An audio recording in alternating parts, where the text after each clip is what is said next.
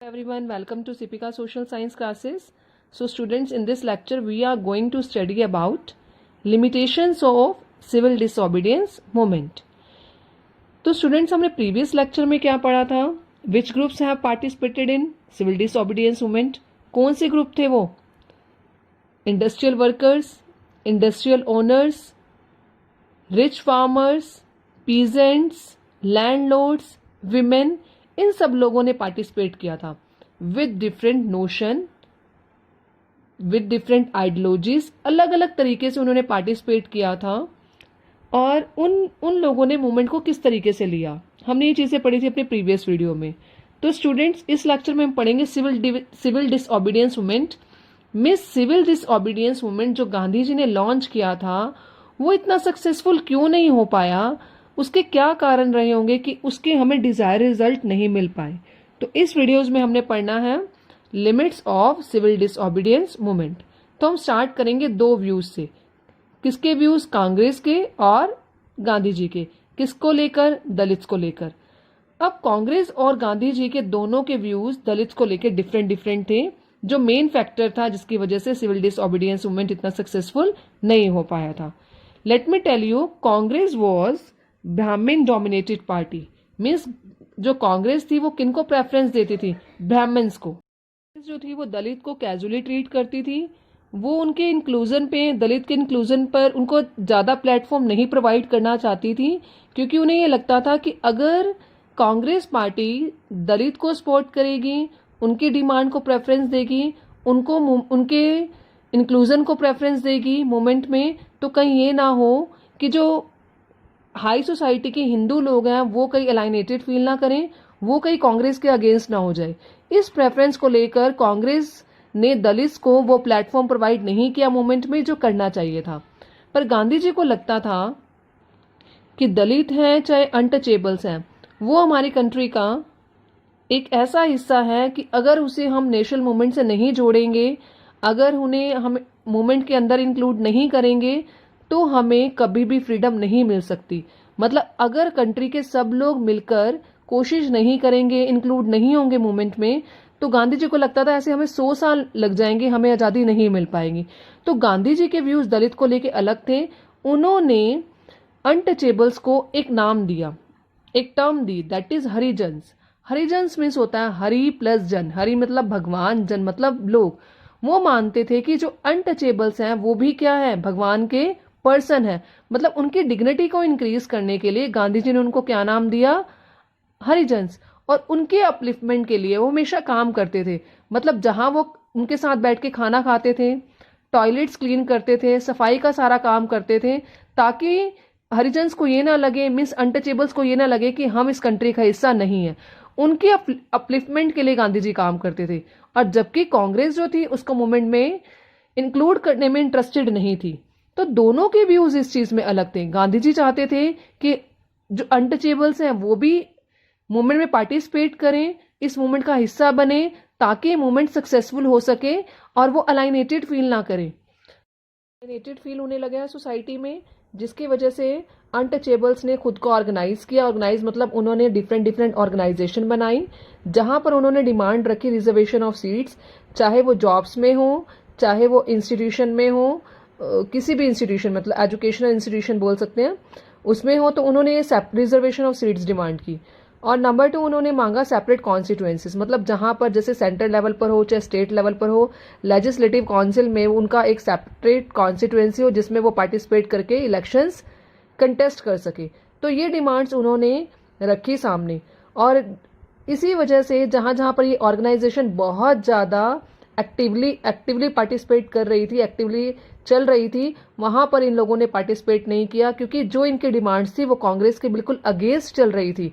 इसलिए उनको वो प्लेटफॉर्म नहीं मिला सिविल डिसओबीडियंस मूवमेंट में, इसलिए उन लोगों ने पार्टिसिपेट नहीं किया। तो ये भी मेन रीजन था जहां पर दो ग्रुप्स, मतलब कांग्रेस और हरिजन्स, दोनों के बीच में कन्फ्लिक्ट चल रहा था अपने अपने इश्यूज को लेके, जिसकी वजह से जो हरिजन्स थे, मीन्स अनटचेबल्स थे, उन्होंने सिविल डिसओबीडियंस मूवमेंट में एक्टिवली पार्टिसिपेट नहीं किया। अब हम ग्रुप वाइज तो बात कर चुके हैं, अब देखेंगे डिफरेंस व्यूज में, देखेंगे इंडिविजुअली। जो डॉक्टर बी आर अम्बेडकर और गांधी जी के व्यूज में डिफरेंसेस थे। Doctor B R Ambedkar was very close to untouchables, so he formed association that was depressed class association in 1930। ये एसोसिएशन किसकी थी? एसोसिएशन अनटचेबल्स को लेकर बनाई गई थी एसोसिएशन, जहां पर बी आर अम्बेडकर ने एक सेपरेट इलेक्टोरेट की डिमांड रखी कि जो अनटचेबल्स हैं उनको सेपरेट इलेक्टोरेट मिलना चाहिए। अब डिफरेंस क्या होता है सेपरेट इलेक्टोरेट में और रिजर्व कॉन्स्टिट्यूएंसीज में? क्या डिफरेंस है कि जो रिजर्व कॉन्स्टिट्यूएंसी, रिजर्व मतलब होता है आपने कोई सीट रिजर्व कर दी है, और रिजर्वेशन ऑफ सीट्स में क्या है कि अगर वहां पर इलेक्शन होते हैं तो वहां पर किसी भी कास्ट का, किसी भी रिलीजन का कोई भी पर्सन वहां पर वोट डाल सकता है, पर वहां पर रिजर्वेशन जो सीट्स मिलेगी उस पर्सन को मिल जाएंगी। बट सेपरेट इलेक्टोरेट में क्या होता है कि हम एक हिस्सा अलग कर देते हैं उस पॉपुलेशन का, मतलब 1 लाख पीपल हैं तो उनको बिल्कुल अलग कर देंगे। 1 लाख पीपल जो एक ही रिलीजन से या एक ही कास्ट से बिलोंग करते होंगे, सिर्फ वही लोग उसमें वोट डालेंगे और वो अपने ही रिलीजन का पर्सन वहां पर चूज करेंगे। मतलब कोई और रिलीजन का पर्सन या कोई और कास्ट का पर्सन वहां पर वोट नहीं डाल सकता। तो ऐसे तो गांधी जी को लगा कि कहीं ना कहीं ये ना हो, ये हिस्सा जो है अनटचेबल्स का हमारी कंट्री से बिल्कुल अलग ना हो जाए, कि हम रिजर्वेशन ऑफ सीट्स तो फिर भी दे सकते हैं, अगर हम इन्हें सेपरेट इलेक्टोरेट देंगे तो ये हिस्सा हमारी कंट्री का जो एरिया होगा ये बिल्कुल ही अलग हो जाएगा। मतलब मान लो अगर ये कंट्री है और अगर हम यहाँ पर एक हिस्सा है, यहाँ पर एक पॉपुलेशन डिफाइन कर देते हैं कि यहाँ पर सिर्फ अनटचेबल्स ही रहेंगे और अनटचेबल्स में से ही पर्सन चुना जाएगा और अनटचेबल्स ही अपने लीडर को चूज करेंगे, तो ये वाला जो हिस्सा होगा बाकी पूरी कंट्री से क्या हो जाएगा? अलग हो जाएगा, जो गांधी जी को सही नहीं लग रहा था। इसलिए इन दोनों के व्यूज में, डॉक्टर बी आर अम्बेडकर और गांधी जी के व्यूज में क्या था? डिफरेंस आया। और गांधी जी ने ये डिमांड ना पूरी होने देने के लिए क्या रखा? फास्ट अनटू डेथ, मतलब डेथ तक उन्होंने फास्ट रखने का विचार बनाया और वो उन्होंने किया भी। अब बी आर अम्बेडकर को ये लगा कि गांधी जी बहुत पॉपुलर लीडर हैं, कि अगर गांधी जी अनशन पर बैठ गए, कहीं देश की सिचुएशन जो है वो बहुत ज्यादा वर्स ना हो जाए, कि देश में दंगे ना होने शुरू हो जाए, इन दोनों भाई कहीं देश ग्रुप वाइज डिवाइड ना हो जाए। तो उन्होंने क्या किया? एक नेगोशिएशन पास किया। वो क्या था? पूना पैक्ट, सितंबर 1932। पूना पैक्ट मींस कहाँ पे हुआ था? ये पूना में हुआ था। अब कोई पैक्ट हुआ है, एग्रीमेंट हुआ है, तो कोई ना कोई कंक्लूजन तो जरूर निकला होगा। तो क्या कंक्लूजन निकला डॉक्टर बी आर अम्बेडकर और गांधी जी के बीच में? कि it gave receipts to Dalits को उन्होंने क्या दी? एक रिजर्व सीट्स उनकी फिक्स कर दी, ताकि जो अलाइनेटेड भी दलित लोग फील ना करें और इससे भी बच जाए कि उनको सेपरेट इलेक्टोरेट ना बन पाए। वो 2 रीजन तो क्लियर हो गए। एक बार इस डायग्राम से देखते हैं कि यहां पर मैंने इसको 2 पार्ट्स में डिवाइड किया है। जो लिमिटेशंस थी, अगर हम उसको इस तरीके से लर्न करेंगे, जैसे कास्ट के अकॉर्डिंग और रिलीजन के अकॉर्डिंग, इंडिविजुअली और ग्रुप के अकॉर्डिंग। ग्रुप के अकॉर्डिंग किसमें हुआ था? हरिजन और ब्राह्मण्स के बीच में डिफरेंसेस हुए थे। हरिजन्स कौन सा व्यू था? गांधी जी का व्यू था। और ब्राह्मण्स को कौन सपोर्ट कर रहे थे? कांग्रेस सपोर्ट कर रहे थे। तो इन 2 ग्रुप्स की वजह से कंफ्लिक्ट आ गए थे, जिसकी वजह से इन्होंने पार्टिसिपेट नहीं किया था। पहला रीजन तो ये हो गया। इंडिविजुअली क्या हुआ था? अंबेडकर और गांधी जी के व्यूज में चेंजेस आए थे कि गांधी जी सेपरेट इलेक्टोरेट नहीं चाहते थे और अंबेडकर चाहते थे कि सेपरेट इलेक्टोरेट मिले। तो इन दोनों व्यूज में भी क्या थे? चेंजेस थे, जो एक बहुत बड़ा ड्रॉबैक था सिविल डिसओबीडियंस मूवमेंट में। अब हमने क्या करना है? अब हमने रिलीजन के अकॉर्डिंग पढ़ना है। रिलीजन के अकॉर्डिंग भी इंडिविजुअली भी डिफरेंस आए थे और ग्रुप वाइज भी डिफरेंस आए थे। अब सबसे पहले हम देखते हैं मूवमेंट था। नॉन कॉपरेशन मूवमेंट में क्या हुआ था कि जब खिलाफत मूवमेंट हुआ था तो गांधी जी को लगा था कि अगर हमने अपने देश को बचाना है अंग्रेजों से, ब्रिटिशर से, तो हमें क्या करना पड़ेगा? यूनाइटेड होना पड़ेगा।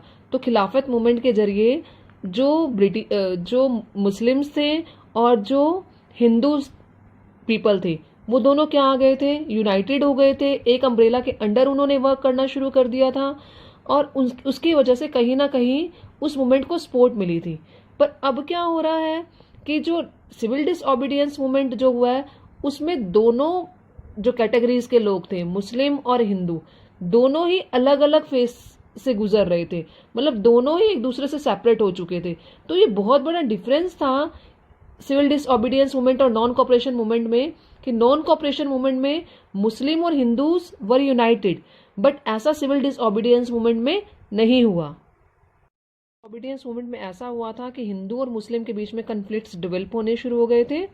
जो पहले नॉन कॉपरेशन मूवमेंट में मिलकर काम कर रहे थे, अब वो जो कुछ ऑर्गेनाइजेशन बन गई थी सिविल डिसओबीडियंस मूवमेंट में, जिसको हम बोलते हैं रिलीजियस ऑर्गेनाइजेशन।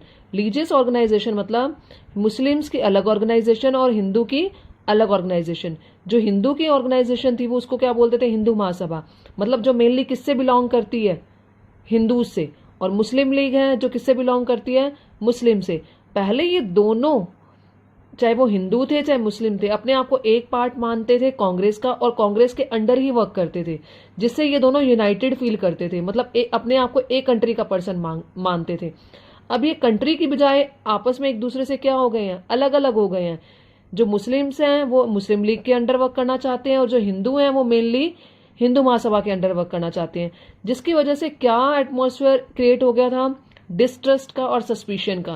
क्योंकि उनको ये लगता था कहीं हिंदू महासभा वाले हैं वो अपनी ही डिमांड्स को रेज करेंगे, मतलब हिंदू लोग, और मुस्लिम लीग वालों को लगता था कि कहीं ना कहीं हिंदू हमारे को अपने आप से अलग कर रहे हैं, और वो अलाइनेटेड फील करने लग गए थे। जिसकी वजह से क्या हो गया था, कॉम्युनल क्लैशेस आना शुरू हो गया था, दोनों में लड़ाइयां शुरू हो गई थी, जिसके कारण कंट्री में जो माहौल था वो इतना वर्स हो चुका था कि इन्होंने ब्रिटिशर्स के अगेंस्ट क्या लड़ना है, ये आपस में ही दोनों ग्रुप से लड़ने लगे। जिसकी वजह से ये मेन लिमिटेशन हो गई सिविल डिसओबीडियंस मूवमेंट की, कि इन्होंने ढंग से as a team, as a citizen of a country participate नहीं किया सिविल डिसओबीडियंस मूवमेंट में। और मुस्लिम्स को लगता था कि हम हिंदूज की सपोर्ट इस मूवमेंट में नहीं करेंगे, तो वो इस मूवमेंट से क्या हो गए थे, अलग हो गए थे। तो ग्रुप वाइज आपको समझ आ गया होगा, हिंदू और मुस्लिम में यहां पर क्या आ चुका था, कन्फ्लिक्ट्स आ चुका था। अब इंडिविजुअली देखते हैं। अब एज अ हमने ग्रुप देख लिया है कि हिंदू और मुस्लिम में चल रहा था कन्फ्लिक्ट, जिसकी वजह से जिसका एक लिमिटेशन बनी सिविल डिसओबीडियंस मूवमेंट की। अब हम देखेंगे मोहम्मद अली जिन्ना मुस्लिम लीग के ही एक लीडर थे। उन्होंने डिमांड की थी सेपरेट इलेक्टोरेट की, किसकी तरह, जैसे यहाँ पर डॉक्टर बी आर अम्बेडकर ने की थी। तो मोहम्मद अली जिन्ना ने भी ये डिमांड की कि हमारे को एक अलग से एरिया दे दिया जाए, हमारा सेपरेट इलेक्टोरेट होना चाहिए। तो उनकी डिमांड्स को कहीं ना कहीं पूरा नहीं किया गया। तो गांधी जी ने कहा कि अगर हम ऐसे मुस्लिम्स को भी सेपरेट इलेक्टोरेट दे देंगे, ये ना हो कोई अलग से कंट्री डेवलप हो जाए। तो धीरे धीरे मोहम्मद अली जिन्ना को मनाया गया। उन्हें ये बोला गया कि आपको रिजर्व सीट्स दे दी जाएंगी सेंट्रल असेंबली में, और आपको रिप्रेजेंटेशन दे दी जाएगी आपकी पॉपुलेशन के अकॉर्डिंग। मतलब जहां पर मुस्लिम लोग ज़्यादा रहते हैं, जैसे बंगाल और पंजाब में उस टाइम पर ज़्यादा लोग रहते थे, तो उन्होंने बोला था कि इस एरियाज में हम आपको आपकी कॉन्स्टिट्यूएंसी रिजर्व कर देंगे और आप ही सिलेक्ट होंगे उस एरियाज में से। तो उनको किसी ना किसी तरीके से इस बात पर मना लिया गया कि आप इलेक्टोरेट की डिमांड को छोड़कर रिजर्व सीट्स की डिमांड को एक्सेप्ट कर लीजिए। और उन्होंने कहीं ना कहीं बात एक्सेप्ट भी कर ली थी। इसी बीच में एक जो हिंदू लीडर थे एम.आर. जायकर, उन्होंने सारे के सारे एफर्ट्स को कंडेम्ड कर दिया। मतलब उन्होंने रोक लगा दी कि हम ऐसा कुछ नहीं करने वाले, ऐसे किसी को हमने सेपरेट कोई कॉन्स्टिट्यूएंसीज उनकी रिजर्व नहीं करनी है, कोई रिजर्व सीट्स नहीं देनी है। तो इसकी वजह से सिचुएशन इतनी ज़्यादा वर्स हो गई थी, मुस्लिम इतने ज़्यादा अलाइनेटेड फील करने लगे थे कि उन्होंने डिमांड कर दी थी अलग नेशन की, जिसकी वजह से हमारी कंट्री डिवाइड भी हो गई थी।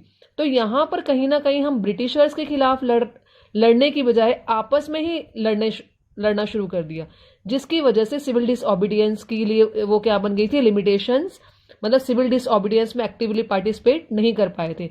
एक बार फिर बताती हूँ डायग्राम के थ्रू। कास्ट का मैंने आपको बता दिया था पहले, जो अंबेडकर और गांधी जी के व्यूज में जो चेंजेस हुए थे। फिर पूना पैक्ट साइन हुआ, उसके बारे में भी आपको समझ आ गई होगी। ग्रुप वाइज हरिजन्स, मतलब गांधी जी जिसको सपोर्ट कर रहे थे और कांग्रेस जिसको सपोर्ट करी थी, उनके व्यूज में भी चेंजेस था, जो मेन रीजन बना सिविल डिसओबीडियंस की लिमिटेशन का।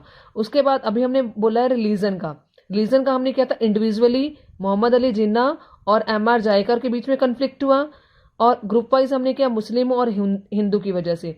तो ये रीजंस बने थे जिसकी वजह से सिविल डिसओबीडियंस जो मूवमेंट था वो इतना सक्सेसफुल नहीं हो पाया जितना उसको होना चाहिए था। क्योंकि हमारी कंट्री में जो आपस में ग्रुप्स थे उनमें ही उनके व्यूज में इतने कन्फ्लिक्ट्स हो चुके थे कि सिविल डिसओबीडियंस मूवमेंट जो हमने ब्रिटिशर्स के अगेंस्ट स्टार्ट किया था वो इतना सक्सेसफुल नहीं हो पाया था। आप इसके लिए, जिसकी वजह से क्या हुआ था, सारे के सारे एफर्ट्स क्या हुए, हमारे मूवमेंट को सक्सेसफुल बनाने में फेल हो गए। आप इसके रीजन से भी लिख सकते हैं, प्रॉब्लम्स ऑफ डिप्रेस क्लास जो अभी आपने किया, डॉक्टर BR अम्बेडकर वाला सेम लिख सकते हैं। हिंदू और मुस्लिम के बीच में वेज क्रिएट हो गया, सेपरेट इलेक्टोरेट की डिमांड रखी गई, टू नेशन थ्योरी बन गई। टू नेशन थ्योरी मतलब अगर मुस्लिम्स की बात नहीं मानी गई, उनको रिजर्व सीट्स भी नहीं दी गई, तो उन्होंने क्या किया, अपने नेशन की, अपने सेपरेट नेशन की डिमांड करनी शुरू कर दी, मीन्स पाकिस्तान की। और non participation of industrial workers, ये सब आप सिविल डिसओबीडियंस मूवमेंट में लिख सकते हैं पॉइंट्स। ये हमारी लिमिटेशंस थी जो हमने सिविल डिसओबीडियंस मूवमेंट में समझी है। आई होप आपको ये सारा लेक्चर में आपको समझ आ गया होगा। और ये एक मोस्ट इंपॉर्टेंट क्वेश्चन भी आता है आपका पेपर में कि what are the limitations of civil disobedience movement.